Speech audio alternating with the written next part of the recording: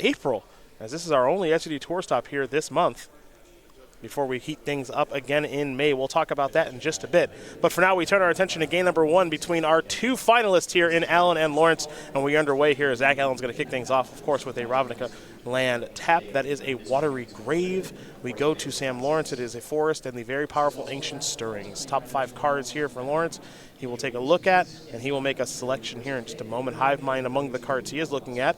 A card that has somehow, someway made its way back into the main deck of Amulet Titan. Well, it's a piece that allows you to combo out at 6 mana, much like Primeval Titan, but in a way that obviously avoids any creature removal as a form of interaction.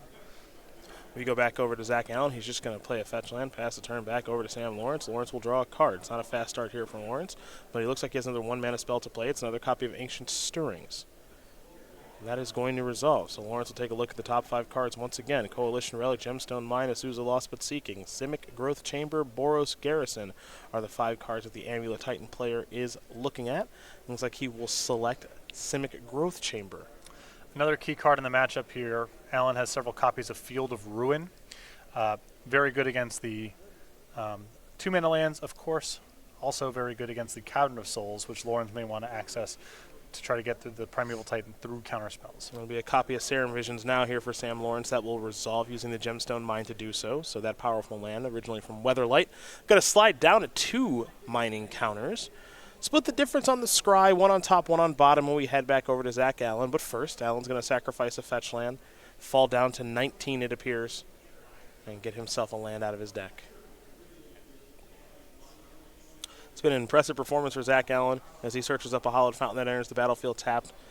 Member of Team RIW starting to make a name for himself here in Magic. This might be his best tournament finish to date in his Magic career. Certainly one of the more impressive ones, as Esper controls a deck that many, again, had left for dead in Modern, and it appears to be doing just fine. Looks like he found a build that's working pretty well for him.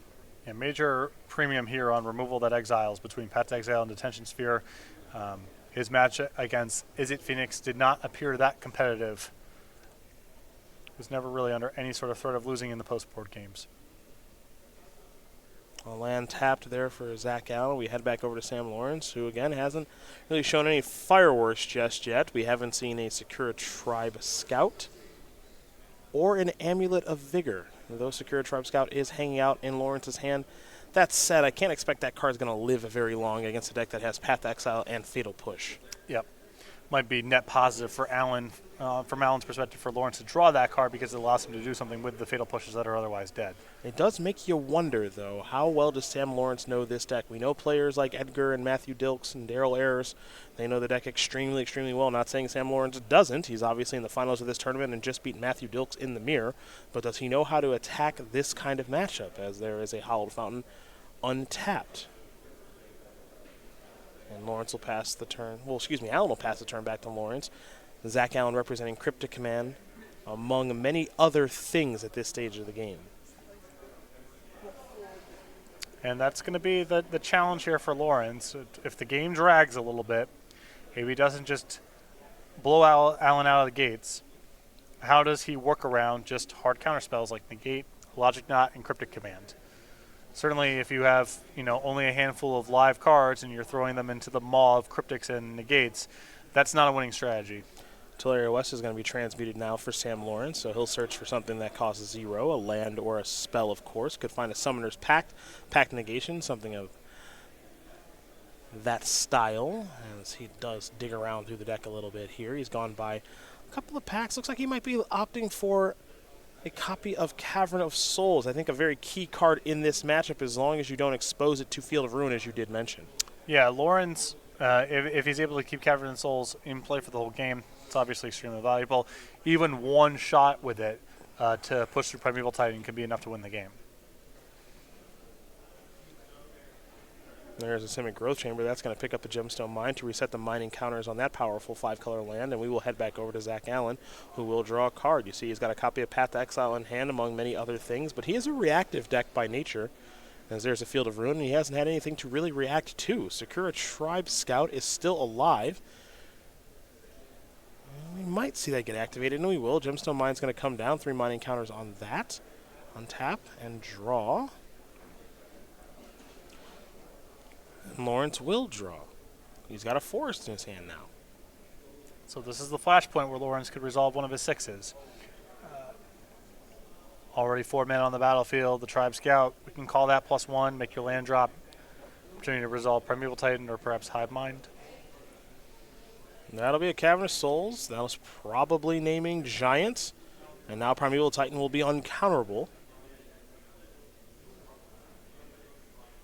And now there is the Primeval Titan. So Trigger, going to search up 2 lands. We've seen this so many times here this weekend in the hands of Edgar and Matthew. And Dominic Harvey as well. Now we see it from Sam Lawrence once again. It'll be a Boros Garrison and a Teleria West. There will be a trigger from the Garrison, which means Sam Lawrence needs to pick up a land.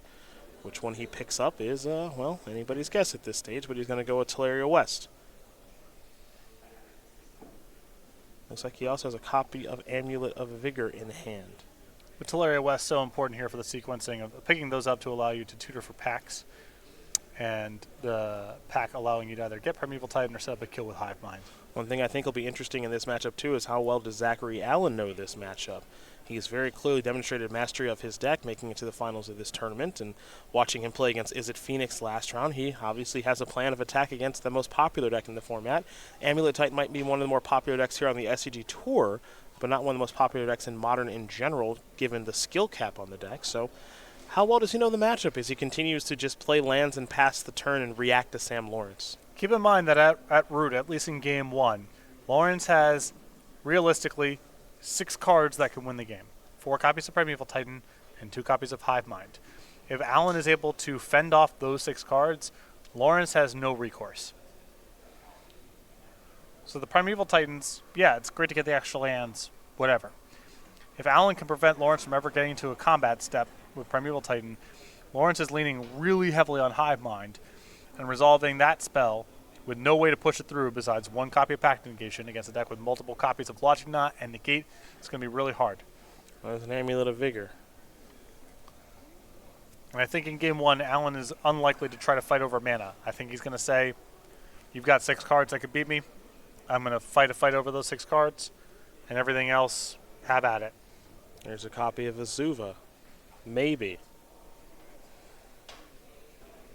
Sam Lawrence not sure if he wants to play that land or not. I think that is a very, very good point that there really are only 6 cards that matter in Sam Lawrence's deck in game number 1. Those 4 Primeval Titans and those 2 copies of Hive Mind. I know there's a lot that's going on in between the margins, but realistically, those are the only cards that matter. As here's a copy of Summoner's Pact. Primeval Titan will be what Sam Lawrence finds. I mean, if you have a mixture of 4 total Snapcasters and Paths blended together to be able to play all 4 paths, and 3 counter spells, 2 for the Hive Minds plus 1 to fight the Pact Negation, that, I don't know if Lawrence has anything to do game 1. That just might be it. Mm-hmm. And that is a real concern, as now Primeval Titan's going to resolve again. It's being cast through the Cavernous Souls, that is, naming Giant, of course, so Zach Allen can't counter that one. But if he does have a Path Exile or a Snapcaster Mage for the Path Exile in the graveyard, doesn't really matter all that much. And I assume that Allen was going to just fire off the Field of Ruin there on the Counter of Souls much earlier on in the game, but I think Allen's perspective is just go ahead. If I can kill it, I don't really need to counter it. The counter spells are good against the Hive Mind, so it's not like I'd have to cash it in on the Primeval Titan. There's other cards I can use it on. And, I suspect Allen is just putting Lawrence to that test, which I don't think he can pass if Allen's got a good hand of, you've got 6 live cards, and let's see if you can push one of them through. A couple copies of Simic Growth Chamber here from Sam Lawrence is what he's going to find with this Primeval Titan, his 2nd of the game. There'll be 2 triggers to pick up 2 lands, and there will also be triggers to untap those lands with the Amulet of Vigor that's on the battlefield. Teleria West is going to come back. That one's not much of a surprise. At least I'm pretty sure it's going to come back, and then we'll see what the other land that's going to come back is.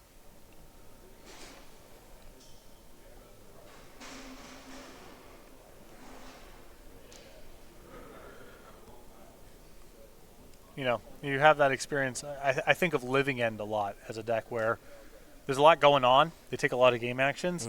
They don't actually have that many ways to beat you. If you can fight the fight over there, 2 or 3 copies of Living End, often that's good enough.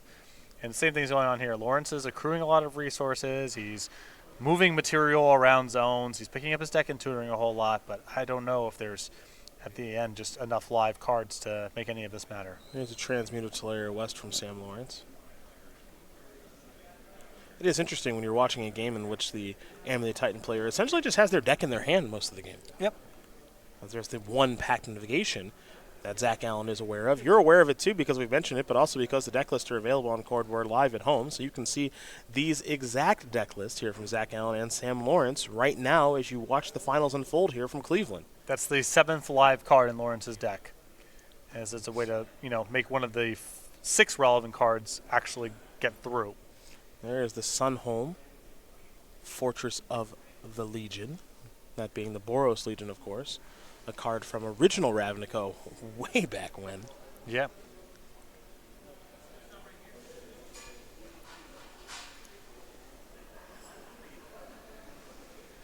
Now Zach Allen taking a little bit of a look at his hand, kind of sorting out the things that Sam Lawrence can do. Now don't forget, if Sam Lawrence puts that die on top of the deck, he does have to pay for Summoner's Pact next turn. He has plenty of mana to do so, but you wouldn't want to make the mistake of forgetting.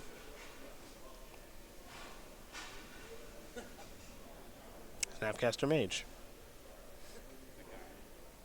Path to Exile. 2 Titans down.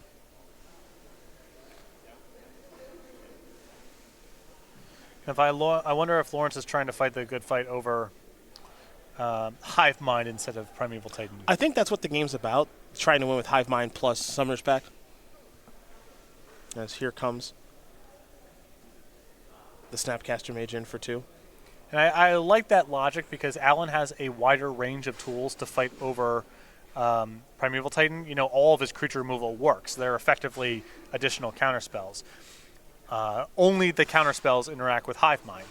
And so I like the notion here of trying to save your resources to fight. Catch your Primeval Titans, maybe they're good. Probably not, but you can at least try. But if you want to pick a big fight, I like Lawrence wanting to initiate it over Hive Mind rather than Primeval Titan. Yeah, I like that too.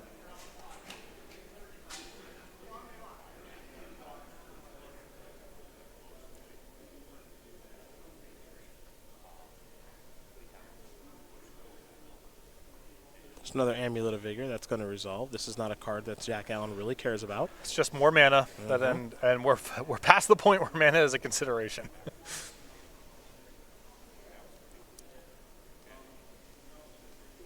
That's going to be a Vesuva. Vesuva is going to copy something. Looks like it's going to copy a Simic Growth Chamber. Going to float a bunch of mana because of these amulet activations. And now return the Vesuva. Do you dare go for the Hive Mind at this point? How is it going to get any better? So the only way that it can get better is if you can position yourself such that Logic Knot is not a consideration, which maybe you can. Lawrence is at a point here where he has a lot of mana. But you only have the one Pact of Negation in the deck. There's no opportunity to sculpt your hand to be any better than this. And every draw step you give Allen is a draw step to find a counterspell. And Lawrence can't beat the counterspells. So, again, I think this is a low probability bet, but it's not going to get better from here. So it's time to make a move and cast a Hive Mind here, folks. Sam Lawrence has 2 of these in his main deck, and this is one of them. And he is going to go for broke. You see he's got the Pact of Negation to give himself some protection, and then also a Summoner's Pact to try to win. As with Hive Mind, the opponent gets a copy of the spells that you play. Here is Summoner's Pact. So that means Zach Allen will have a copy of Summoner's Pact. And now Zach Allen, he knows his magic a little bit, I think, here. So both players will get a copy of Summoner's Pact, and now Zach Allen's going to do what you have to do against this, which is play a Logic Knot for 0. He's going to target his own Summoner's Pact. That's also going to give Sam Lawrence a Summoner's Pact. It's also going to give him a Logic Knot. So I think this is a really heads-up play here from Allen. Because of the Sakura Tribe Scout and the multiple copies of Amulet of Vigor, picking a fight over the Hive Mind itself might be a really bad bet. Because if Lawrence has a 2-mana land to deploy out of his hand, he might be able to pay well through whatever Allen can generate off the Logic Knot.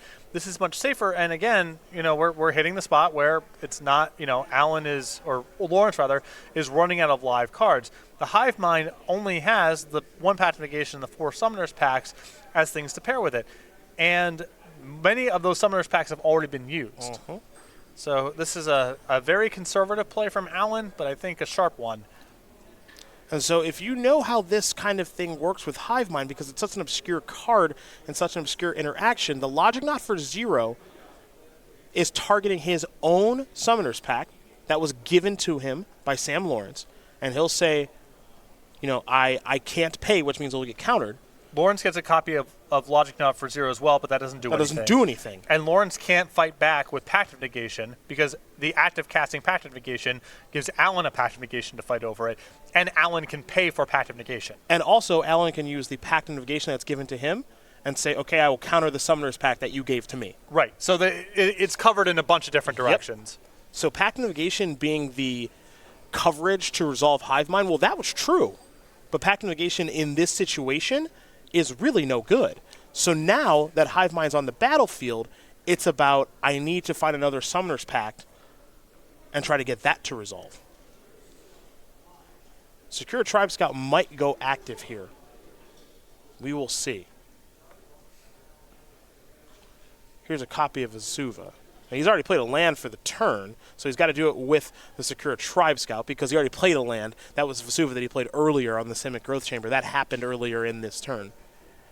So he can use it. He can use the Secure Tribe Scout to place a land onto the battlefield, and it looks like it's going to be a copy of Vesuva.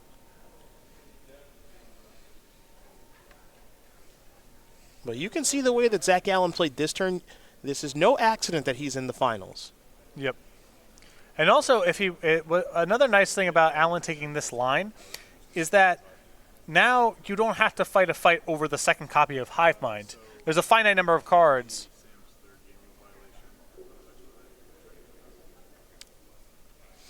One thing that is taking place right now, which is why we are in a bit of a delay here, is that this may be Sam's 3rd game rule violation on playing an additional land in a turn. This is something that, unfortunately, does happen in competitive play, and especially with a deck like Amulet Titan, where lands are moving all over zones, up and down and all around, especially when you have Azusa involved. So they are going to check on that, and if that is a 3rd game rule violation, I believe that may be a game loss, but I'm not convinced Sam is winning this game anyway. Yeah, I think it would be helpful for Amulet players in the turns they get like this. Just have a die or some sort of marker or something. That is one thing Dominic Harvey does. You put it beside you when you've made your land drop. And then, because this is a deck rife with opportunity to lose track of things because there's a million things going on. And you often have multiple land drops you could be making in turn for various reasons. So good, I think, for the players to try to alleviate that tracking burden and just use some sort of marker or something so you can keep track without having to memorize these minute and a half turns where playing one land was one thing among 17 game actions you took. Well, it looks like we got a judge heading back this way, so we'll see if we can get a ruling here. And there is our head judge, Eric Lauer, the man in the red shirt. He'll let us know exactly what's going on here in just a moment, I believe. And if he doesn't, then we're going to try to sell you something at home. So you better hope Eric's ready to roll. Otherwise, you're going to get an ad read from Patrick. We know how those go. And it looks like the judge is calling it. Yep. And it looks like that's a 3rd game rule violation there for Sam Lawrence, unfortunately. So that's going to be a game loss for what it's worth. I'm not convinced he was going to win that game anyway. It was looking bad. So not the end of the world, but in tournament gameplay, it is important that you keep track of these things. And I think, and I hope, Sam does that moving forward. Either way, Zach Allen up a game here over Sam Lawrence. Esper Control up a game over Amulet Titan. And what was, I don't want to take anything away here from Zach Allen, a very well-played game by him. Oh, I think that was very, very sharp. And my intuition was, all right, here's Hive Mind. Here's one of the live cards. Now it's time to fight your fight. But I think Allen quickly read the situation that it was actually safer for him to let the Hive Mind resolve because then the Logic Knot, which might have otherwise been dead, got to be cashed in profitably to fight over one of the Summoning Pack copies. Sideboard time. We're going to start with Sam Lawrence, and he's got some relevant cards in the sideboard that we're going to take a look at here in 3 Path to Exile, 2 Negate, 2 Engineered Explosives, and some one-ofs, starting with Tireless Tracker and Reclamation Sage. You'll find another copy of Pact Negation, along with a Hornet Queen, a Chameleon Colossus, and an Obstinate Baloth to be searched for with Summoner's Pact, a Celestial Purge, and then a one-of Ghost Quarter. I think this one is pretty straightforward that Lawrence needs more threat cards, as we saw. He just kind of ran out. I like the extra copy of Pact of Negation plus the 2 Negates to win fights over your game-winning cards. I definitely like Chameleon Colossus and Tireless Tracker here. I don't know if you want to go so deep as to play with Hornet Queen and Obstinate Baloth, but when we get to Alan's sideboard, there could be incentive for Lawrence to just play as many creatures as possible. And we will go to Alan's sideboard right now because you're going to see 2 copies of Unmoored Ego that could certainly work themselves into the equation, along with 2 Thoughtseizes, 2 Surgical Extractions, 2 Kalida's Trader of Get, 2 Celestial Purge, and 2 Collective Brutality, pardon me. A Supreme Verdict, a Dispel, and a Detention Sphere. I think there's plenty of cards for Zach Allen to take out and bring in. Yeah, I mean, the Unmoored Ego is really the card here. You can name Primeval Titan with that and leave Lawrence with not a whole lot of ways to win the game and a lot of cards that aren't very effective absent Primeval Titan. Thoughtseize and even Surgical Extraction kind of fit into that sort of game plan. There are justifications for bringing in Detention Sphere and the Supreme Verdict, but I think Alan wants to be interacting with creatures as much as possible at instant speed because the sorceries are often, the Amulet Titan decks are often a one and done. They play Primeval Titan and you're dead that turn. Detention Sphere has utility against things like Amulet of Vigor, so maybe it's, and the other creatures that Lawrence is bringing in, so maybe worth bringing in. But I think there's a premium on Alan to interact with creatures at instant speed and cast discard spells as sorceries. Well, those are the options there for both players. Game number 1 goes to Zach Allen. He is one step closer to putting Esper back onto the map. Shaheen Sarani, the Esper Professor, I hope that you are watching. Shaheen just ditched Esper for Izzet Phoenix like everybody else? What a traitor. Not great. I think Zach Allen might be the Esper Professor moving forward. We'll have to see. For now, though, we do want to talk about very quickly for the last time this weekend the War of the Spark pre-release that will be taking place April 27th and the 28th. You can register today. All you got to do is head over to go.starcitygames.com/pre-release. And if you do find one of those participating pre-releases, you'll get the coup de pas playmat that you do see here on your screen. It's an exclusive playmat available at participating stores. And again, you can find one that'll be participating in the War of the Spark pre-release with Star City Games.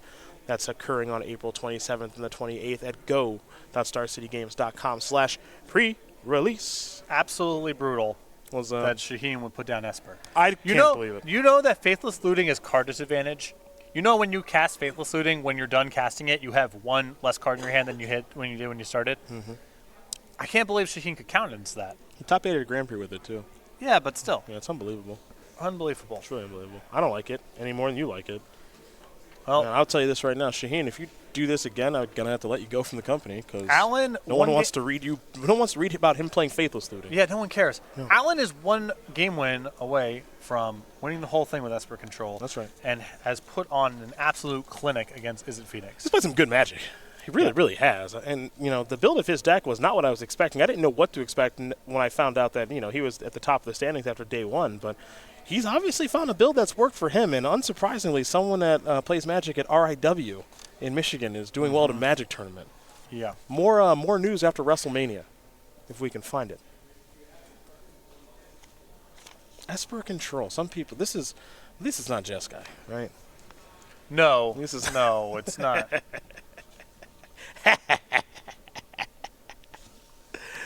That's actually been a really surprising development in the format. Set aside Izzet Phoenix for a little while. Can't remember the time where Lightning Bolt had this little representation. Pretty stinky. It's not really great against Izzet Phoenix. Mm-hmm. It's not really great against Stretch. Obviously, it's an extremely powerful Magic card in its own right, but not really that great against Amulet Titan. It's not good against Dredge. It's fine against humans. I'm not going to act like it's bad. No, it's very good. It's very good against humans. But it's not Lightning Bolt like it was, 2 or 3 years ago. I mean, you got Death Shadow decks that don't even really play it anymore. And it's not very good against them either. No. So, the deck is still popular. And there's a bunch of other decks that are quite popular in Modern. I'm not even thinking of that Lightning Bolt's not particularly good against. So, it's funny, actually, you see a lot of copies of Lightning Axe. Yeah. Which is a pretty good card right now, I must admit. Well, these players are going to shuffle up here and get ready for another game, as Zach Allen is certainly zoned in right now. He is one game away from winning this thing. We got to watch his off-camera match last round, and after he won that one, like so many others this weekend, he took a big deep breath and a sigh of relief. As you can tell, he really wants to win this one, and I think he's played some really good Magic to do so. And 18 rounds of Esper control, I mean, that is some real mental fatigue. There are no easy games. Everything goes on for a long time because you don't win short. And you get no free wins, really, either. So he will scribe the top card to the bottom on this mulligan to 6, and we'll have an Amulet of Vigor here from Sam Lawrence to start things off. So Gemstone Mine down to 2 mining counters. Allen will play a Watery Grave tapped, and we'll see if Sam Lawrence has got anything to really cook with here as he'll play an Ancient Stirrings. Top 5 cards, a Coalition Relic of Souza, Teleria West Forest. Didn't get a great look at the last one, but it's going to the bottom anyway. It doesn't really matter. Teleria West, a great find here. One of the more powerful cards in Amulet Titan. Civic Growth Chamber will pick up the Gemstone Mine and, of course, will be untapped because of the Amulet. And Zach Allen's going to do what he did last game, which is just play some lands and be reactive as we head back over to Sam Lawrence, who picked up a copy of Hive Mind for the turn.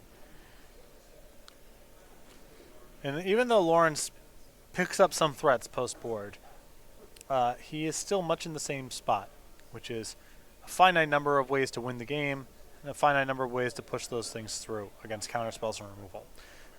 But it's a major upgrade to where he was in the first game. Sam will just play a Gemstone Mine and pass the turn back. So Zach says, I will sacrifice this fetch land and dig a land out of my deck and further along my mana, just like he did in, again, the last game. So Hallowed Fountain, the weapon of choice to go along with that Watery Grave. We'll head back over to Zach Allen for his third turn here in just a moment.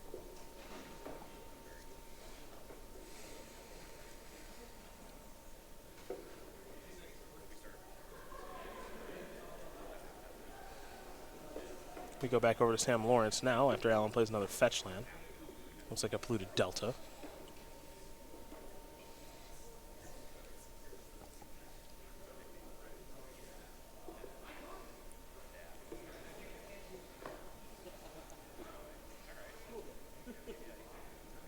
It'll be a forest there for Sam. And simply passing the turn back. So, again, not a very explosive start here for Sam Lawrence. We've seen some very explosive starts from Amulet Titan in the past, but none so far in this match. Zach Allen, I believe, misses his 4th land drop.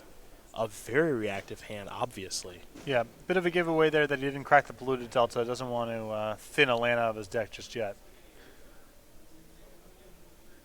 This will be a Serum Visions with a green mana floating here for Sam Lawrence. He'll draw 1 and scry 2, secure a Tribe Scout and Serum Visions among the cards that Lawrence is looking at.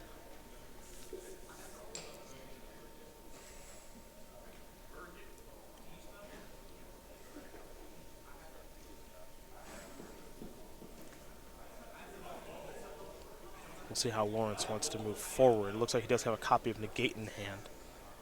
And a Zuza as well. And he's going to finish off the scry. Split the difference on that, one on top, one on the bottom.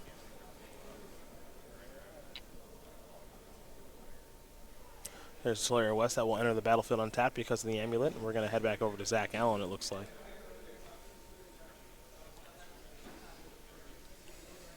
Sam Lawrence with a lot of cards in hand, demonstrating quite a bit of patience here.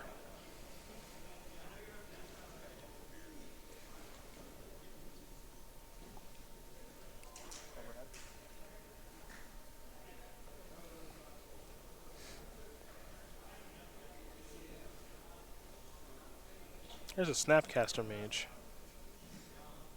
That's on Zach Allen's end step, and now we'll head his way. Picked up a copy of Glacial Fortress, so that 4th land no longer a problem. Now this will provide a little bit of a clock over time as Lawrence will fall down to 18. Lawrence will draw a card. Didn't get a great look, but he's got a lot of cards in his hand, as we know.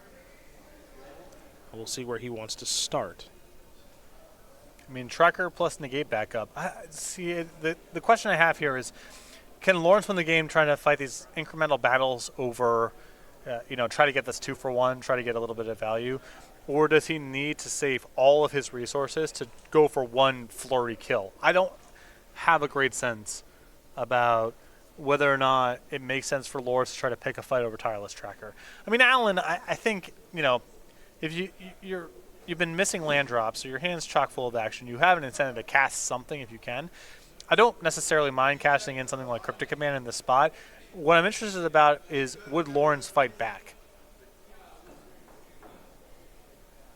There's a Vesuva.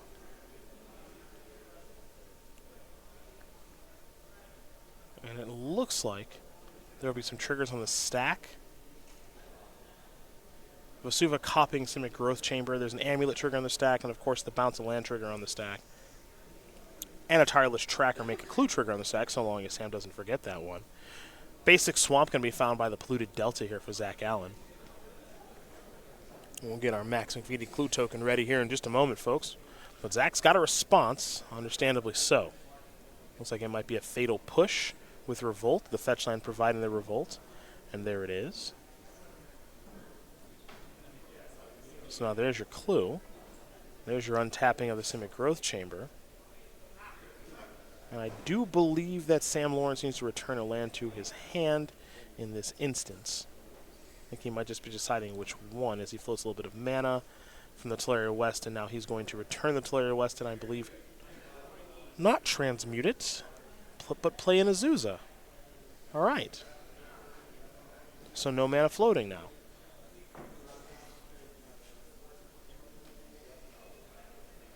An additional land there in Simic Growth Chamber. Untap, float a blue and a green, return a land. Let's do it again. Untap the Simic Growth Chamber, return Tolaria West, and transmute it. So, looks like no mana floating. Sequencing looks all good. Now the question is, what does Sam Lawrence want to find? As he's gotten his 2 additional land drops from Azusa out of the way now as well, and he'll go get a Pact Negation to defend himself once again, much like we saw in the first game. And I don't mind Lawrence trying to power through in this spot because Allen's missing land drops, and he may not be able to win a fight over, multiple counter spells on the way back. We'll go over to Zach Allen now. He'll draw a card. He'll get in here for 2. That's the easy part. A Snapcaster Mage is going to come on in. No blocks, unsurprisingly, there for Sam Lawrence. And Sam Lawrence wants to crack the clue with the Vesuva Simic Growth Chamber, so he'll draw a new card. We'll head back over to the 18-year-old now. He will draw a card.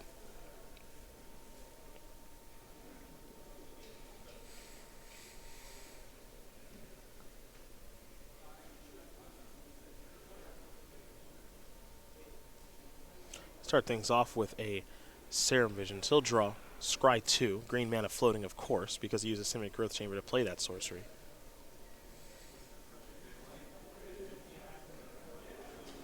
You see the hand, there's a Hive Mind in there, Pact Negation as well. He's going to split the difference on the Scry, like he has so many times thus far in this match. Botanical Sanctum will enter the battlefield tapped, and then untap, of course, because of the Amulet of Vigor. And it looks like Sam Lawrence is happy to pass the turn back and continue to set up more. Zach Allen with only 4 lands on the battlefield. Sam obviously has the mana advantage. But he had it last game too, and it didn't matter all that much. Well, Lawrence is hitting a position here where he's going to be able to resolve a 6 with multiple counterspells back up. Allen needs to do something with his mana on the end step here. I'm not even that picky about what it is. But he's sitting here with a really reactive hand, and his mana is just going to get overwhelmed in one turn. So you got to start cashing in something at some point here.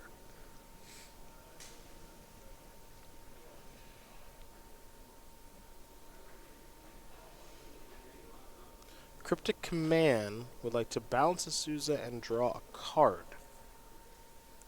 Like I said, this is not the most explosive Cryptic Command here, but Allen has been burning off mana here for a bunch of turns in a row, and it's time to just do something. Yep, I'm with you.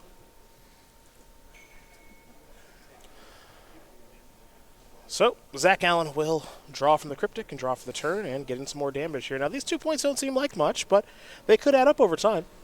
Could force Sam Lawrence's hand maybe sooner than expected, and a Creeping Tar Pit adds to that clock as well. We'll go back over to Sam.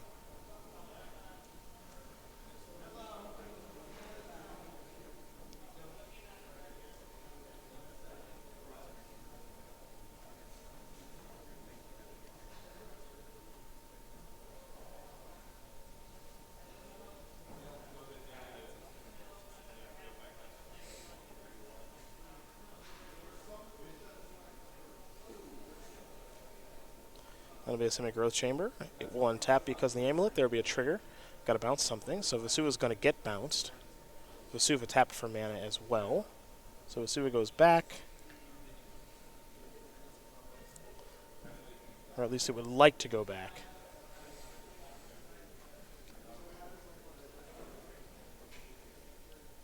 Perhaps Zach Allen will have some sort of response here.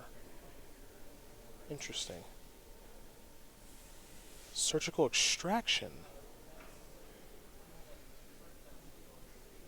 Looks like that's targeting Teleria West. Let's get an idea of what Sam Lawrence is working with. Well, there you go. 2 copies of Hive Mind, a Primeval Titan, and Azusa Lost But Seeking, a Summoner's Pact, a Pact Negation, and a Negate. So getting to, I guess, 8 mana here is kind of the prize for Lawrence, as that allows him to try to Hive Mind with Negate plus Pact Negation back up, and you have the Summoner's Pact to do everything in 1 turn. That's the thought process, yeah. And that would be 2, 4, 6, 7. It actually gives him access to 9 mana this turn. Yep. So it could be go time.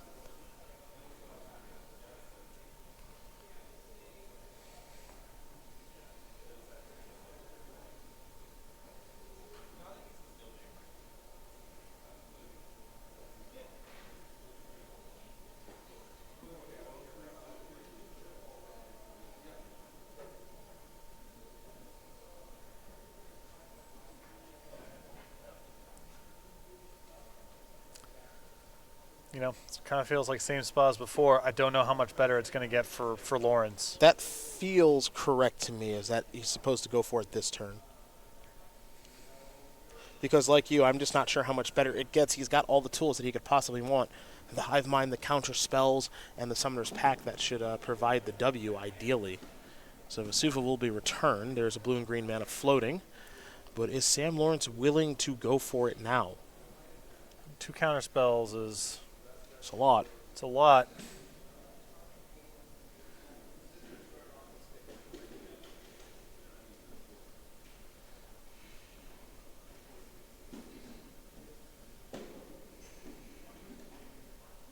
I'm a little surprised might be going for prime time here instead. So what makes me nervous about prime time here is that surgical from Allen wasn't about a whole lot happening immediately. I suspect that he has a Snapcaster to recur it or a second surgical or what have you. And that 5th mana maybe give him the window to go tag your Hive Mind with a discard spell and then surgical it, and then you're in a ton of trouble. It's a negate on a negate. That's a Hive Mind. This song and dance again, huh? Summoner's Pact. Game over. Right, as opposed to last game, Allen's Logic Knot would have been good there. Mm-hmm. There's no way for Lawrence to pay for it, so if he let it resolve, that means that there was nothing going on there, and Lawrence correctly identified the situation and went for the win. And that is a win for Sam Lawrence. He wins game number 2 here over Zach Allen. Amulet Titan, Esper Control, getting ready for a 3rd and final one. As these players might be going back to the drawing board a little bit for the sideboard. So you mentioned Unmordigo. Yes. You want to name Primeval Titan or do you want to name Hive Mind? Well, that depends how loaded you are with creature removal. Okay. But, I mean, it's one or the other. You try to narrow down what the game is about. I'm weirdly thinking the game is much more about Hive Mind than Primeval Titan, even though Sam Lawrence's deck has about a bazillion ways to find Primeval Titan and not that many ways to find Hive Mind. Well, some of it's gonna be context, right? Like when you have a negate in your hand, you don't necessarily care about Hive Mind, and you probably care about Primeval Titan a lot. So sure. The details matter. But yeah, I mean there's some hope here. I think the primary game plan is kind of how game 1 went, where Lawrence has a finite number of relevant cards. You make your land drops, you win all the fights over the relevant cards, and he's left with nothing to win the game with. Mm-hmm. I think there's sort of a backup plan here that can emerge post-board where your mixture of unmoored egos and surgical extractions, you can, some amount of the time, just like literally zero him out. Like leave him with nothing that can win the game. And to that end, Lawrence is boarding in just some random creatures to hopefully, first of all, a lot of them are kind of just good on their own right, and then to give him some hope in the game where he's tagged with the unmoored egos and surgical distractions. Yeah, he can, of course, always move into Hornet Queen or Obstinate Baylock, getting some beatdowns, Million Colossus, what have you. Yeah. That's an option. Tireless Tracker could run away with the game in a weird way. Yeah, I think of those creatures, I think Tracker's the best of the bunch, because if it resolves and then you play a land and it dies, you still got something to show for it. Chameleon, Colossus, Obstinate Beloth, and Hornet Queen kind of just die to stuff, and you don't have anything to show for it. But I think all of them are justifiable here if you're concerned about just enough ways to win the game. Fair enough. Well, those are the options there for both players. They're going to get ready for a third and final one, and we are going to talk about Season 1 of the SCG Tour one final time here this weekend. We've been up and down and all around, everybody. Columbus was won by Ethan Gajewski and friends. That was our first team Modern Open that helped put them on the map. That, of course, being Gajewski, Feeney, and Abe Corrigan. There it is. SCG Worcester helped put Dominic Harvey's name on the map on our SCG Tour leaderboard. We went to Indy and watched Saltai mid-range win in the hands of Anthony DeVardi. Then we went to Baltimore where Ryan Overturf and his crew got the Team Constructed Open win. Dallas is where Mono Blue Aggro won in the hands of Robert Wagner. Then we went to the Cuse. Well, Rich Cali went to the Cuse and he won, that's for sure. Regional championships were won by many people, including Dylan Donegan. Philadelphia, we crowned some champions there in that Modern Open. That was a lot of fun. Then we did Cincy. We're here in Cleveland. One of these two players we're watching is going to win here between Zach Allen and Sam Lawrence. Then we're taking a little bit of a break. Breaks are good. A couple little three-week break for War of the Spark preview season and the pre-release. Of course, you can find a pre-release near you that's got that Coup de Paul playmat at go.starcitygames.com/pre-release. Then Patrick and I will be doing this Richmond Open for the War of the Spark release weekend. Syracuse, where, we won't be there. I think Todd and Ryan on that one. Yeah, I think Todd, Ryan, Matthias, Emma. They'll be hanging out at Possibilities. Not the Dinosaur Barbecue, unfortunately. And some other places that Adam Barnello, I'm sure, will recommend. Louisville, we'll be there. Excited for Louisville. I like Louisville a lot. A lot of good eats there and just a fun crowd. It will be a little hot, though. It'll be warm. Yeah. I had one of my best friends. It's from there originally and moved back there, but unfortunately has left. So. Oh, Ben left again? Yeah, he's back in California. That's too bad. Okay. And then we got, of course, our SCG Con Summer featuring the StarCityGames.com Invitational, June 7th through the 9th. Playmats aplenty, of course, for our last couple of dates here. We're going to have some new playmats for Season 2 we're unveiling pretty soon. But Botanical Growth by Victor Adame Minguez for our Standard Open and Challenge players. We've got Star Crowned Angel for our Modern players by Greg Staples. And, of course, the Lofstone Citadel by Adam Paquette for our Legacy Open and Classic players. These playmats are free and exclusive, just like they always have been here on the SCG Tour, with entry into any Open, Classic, Infinite Challenge, or Seal Spectacular package. Go.starcitygames.com/schedule. Find an event near you. Prepare to play some Magic, just like Zach Allen and Sam Lawrence are doing for the last time here this weekend in Cleveland. Game 3 underway. Zach Allen's going to start things off with an island. Sam Lawrence with the Tularia West.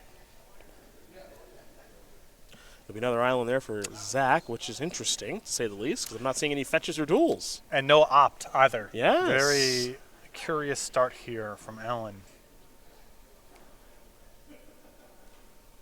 Though I honestly think maybe I've got a little bit of a read on the situation leading with these islands. I wouldn't be surprised to see some sort of Black Source and Unmoored Ego, as there is a Ghost Quarter for Zach Allen. My read is wrong. He is passing the turn. Yeah, it was the level 1 read of just he kept a hand with 2 islands and has not drawn a land. No, he's not. This is the Serum Visions, and that will resolve. Sam will draw a card. Now he will scry 2. Pact Negation is 1. Selesnya Sanctuary is the other that he is deciding between now.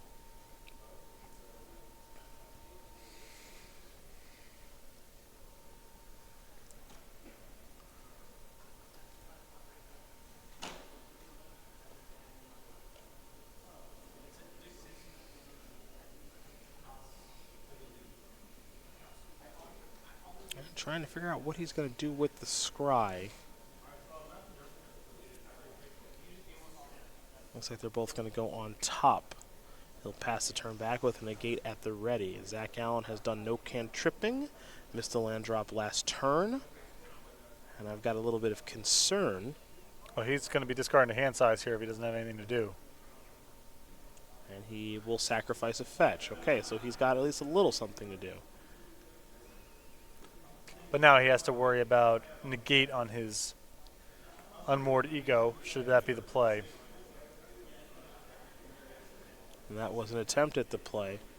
And the gate will be taking care of what I believe will be an unmoored ego as we're going to head back over to Sam Lawrence.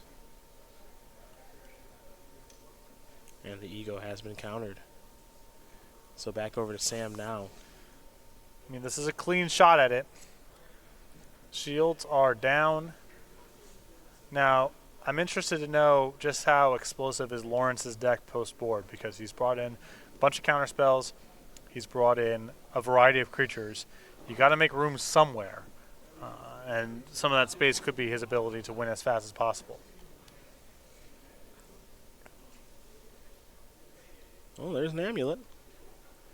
What can you do with that amulet? Going to start things off with a Boros Garrison? Maybe. No guarantee. All right, Boros Garrison. 2 triggers. So 1 from the amulet. 1 bounce and land. Going to bounce a Teleria West. Gemstone Mine going to go down to 1 counter. Going to search up a land or something similar here with the Teleria West. Goes by a couple of copies of Civic Growth Chamber. So he's not interested in that bounce land. Interested in Cavernous Souls instead to name Giant to resolve a Primeval Titan, most likely. Although now the ball's in the other court now. Lawrence's shields are down. He can't even patch up negation back. So see if Alan maybe has his second sideboarded Unmoored Ego. I believe that he does. But, that leaves you in a position where you could easily die to Hive Mind the next turn, because it's not hard for Lawrence to have 6 mana on the following turn. But that, Teleria West for a Cavernous Souls is certainly a signal that Primeval Titan is coming.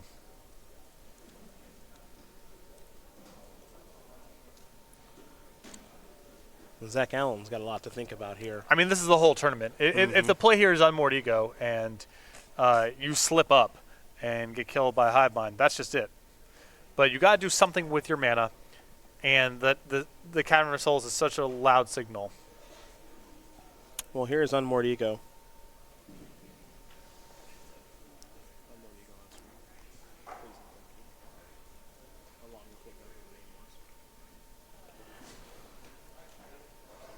The name was Summoner's Pact.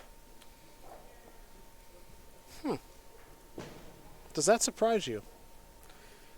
You're sort of splitting the difference between fighting over Primeval Titan and fighting over Hive Mind. Because now Hive Mind doesn't matter. It's not a game winner. Right. Okay. 1 blue black, choose a card name, search target opponent's graveyard, hand, and library. For up to 4 cards with that name and exile them, that player shuffles their library, then draws a card for each card exiled from their hand this way. It looks like there was 1. So I believe Sam Lawrence should be drawing a card, and he is. That does split the difference pretty well. That's a good point. Yeah. I had not considered that as part of, because just in my head, it's like, what are the cards that win the game? But Hive Mind's obviously, intimately connected with Summoner's Pact. So now we play on. Another Pact Negation drawn. A lot of counterspell backup here for Sam. There's a forest past the turn back. We're going over to Zach Allen. This game's getting mighty interesting. Allen really needs to make a land drop here, because he knows that he's going to be fighting against an uncounterable Primeval Titan here shortly. Although we could still be back in the spot where, can you just beat some paths? It's not clear to me. Cavern Giant, got to lose a Gemstone Mine to do it, but it's going to resolve. So now Sam Lawrence is going to do some searching with the Prime Time. He's got an Amulet Vigor on the battlefield as well. So we'll see what lands he wants to get. But I suppose there's the ability to do a little bit of a Slayer Stronghold nonsense here. Keep in mind also that the Pact Invocation requires double blue to pay. So right now, Lawrence down the Gemstone Mine has 0 blue sources of mana on the battlefield. So he has some incentive here, if he wants to unlock the Pact of Negations, to search for just 2 blue sources of mana. He may not even want to fight the fight over Primeval Titan if Alan has something like Path to Exile, but you at least want to threaten the ability to do it, because Alan knows about the packs in your hand.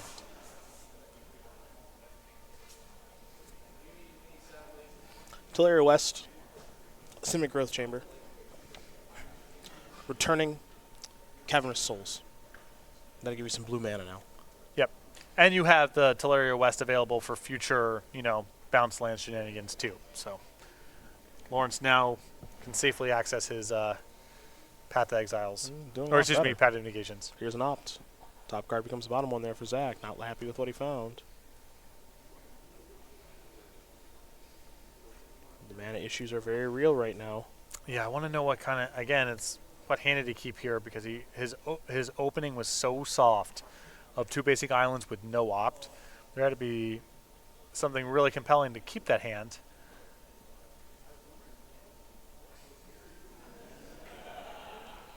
This must be a main phase Collective Brutality. Yeah. So as a main phase opted, I believe a main phase Collective Brutality. Don't think he's going to like what he sees. Yeah, take a Pact Negation. I mean, is he just dead? It's not out of the question. I mean, he's got, he's going to be able to play a Primeval Titan and get the Boros colorless land set up here if they're still in the deck. Find out in a minute, but I've seen Dilks win with less. I'll just say that. Yeah, you and me both. You and me both. Celestial Sanctuary is going to enter the battlefield. It will untap from the Amulet. And now there will be some mana added. And you got to return a forest to hand. Another Primeval Titan. Trigger. Gonna go searching. Sunholm.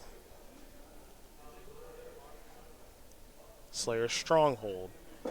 There's Slayer Stronghold. There's Sunholm. These will be untapping here in just a moment. Thanks to the Amulet.